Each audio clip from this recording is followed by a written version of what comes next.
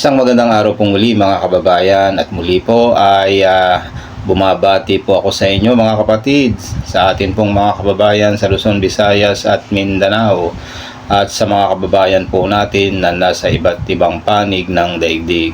Sana po ay nasa mabuti po kayong kalagayan. Ito po ang inyong lingkod, Mr. Gamble po, na magpaparinig po ng mga bagay-bagay na nangyayari dito po sa bansa natin. Ayan. Dito po sa ating pag-uusapan, si General Torre na nga po ba ang susunod na PNP chief? Pakinggan po natin mula rito sa UNTV. Can command the Philippine National, anybody, any 1 stars here, any 3 stars, the president can choose who will command the Philippine National Police. Walang tulak kabigin sa hanay ng mga opisyal ng Philippine National Police ngayon na pwedeng maging susunod na pinuno ng pambansang pulisya. At sa nalalapit na pagre-retiro ni Police General Romel Francisco Marbil sa Hunyo, ilang pangalan ang lumutang bilang posibleng kapalit niya sa pwesto. Kung ang hierarchy ng PNP at seniority ang susundin, pasok sa mga maaaring pamilihan, sina Deputy Chief per Administration, Police Lieutenant General Jose Melencio Nartates Jr. Gayon din si Deputy Chief per Operations, Police Lieutenant General Robert Rodriguez, at si Chief Directorial Staff, Police Lieutenant General Edgar Alan Ucubo. Ayon kay PNP Public Information Office Chief, Police Colonel Randolph Tumanyo, kasama din sa pinamimilian ang Direktor ng Criminal Investigation and Detection Group na si Police Major General Nicolas Torre III at si National Capital Region Police Office Director, Police Major General Anthony Abirin. Usually po, ang pinagpipilian kaugnay na rin po ng statement po ng ating pong Yusek Claire Castro, nabanggit niya po yung ating pong command group na kung saan kasali po dyan ang kandidato po, si TDCA po, General Nartates, si TDCO, si General Rodriguez, ang ating pong TCDS na si General Ucubo, kasali na rin po si CIDG Director po, Nick Torre, at si NCRPO po. Subalit sa natura mga opisyal, 4 lamang sa mga ito ang matunog ang pangalan. Kabilang ang number 2 in command na si Police Lieutenant General Jose Melencio Nartates. Si Lieutenant General Nartates ay naging direktor ng Police Regional Office 4A o Calabarzon at naging direktor din ng National Capital Region Police Office o NCRPO.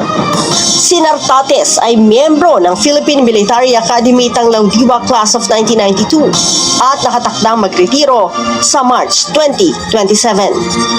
Kasama din sa listahan si Chief Directorial Staff, Police Lieutenant General Edgar Alan Ucubo o ang number 4 in command sa PNP. Si Lieutenant General Ucubo ay dating direktor ng NCRPO, naging direktor ng Special Action Force at naging Chief of Staff ng CIDG. Naging direktor din siya ng Civil Security Group at Directorate for Police Community Relations o DPCR. Si Ucubo ay miyembro ng Philippine National Police Academy, tagapagpatupad class of 1992 at nakatakda magretiro sa May 2026. Isa din sa lumulutang ang pangalan ay si CIDG Director Police Major General Nicolas Torre III. Si General Torre ay naging direktor ng Police Regional Office 11, naging direktor ng Quezon City Police District, naging Deputy Regional Director for Operations din siya ng Police Regional Office 3 at Police Regional Office 4A. Si Torre ay mula sa Philippine National Police Academy, tagapaglunsad class of 1993 at nakatakdang magretiro sa March 2026. Maugong din ang pangalan ni NCRPO Director Police Major General Anthony Abirin para sa Chief PNP post.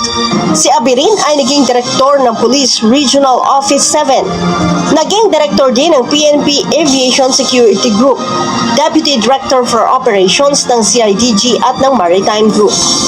Si Abirin ay mula sa Philippine National Police Academy tagapaglunsad class of 1993 at nakatakdang magretiro sa August 2026. Batay sa Republic Act 6975, maaaring mamili ang Pangulo sa hanay ng mga 1-star o Brigadier General pataas para sa posisyon ng Chief PNP. Ayon kay Colonel Tumanyo, nasa diskresyon ng Pangulo ang pagtatalaga ng pinuno ng pambansang pulisya. Malinaw naman po ang ang lingwahe ng Republic Act number 6975. Ito po yung the Department of the Interior and Local Government of 1990. Ang lingwahe po ng 6975 sinasabi that the President shall appoint from po. Ito po ay magagaling sa listahan ng National Police Commission na ibibigay po sa ating Pangulo na ang pagpipilian po, ang wording siya po ay the most senior and qualified officers in the service.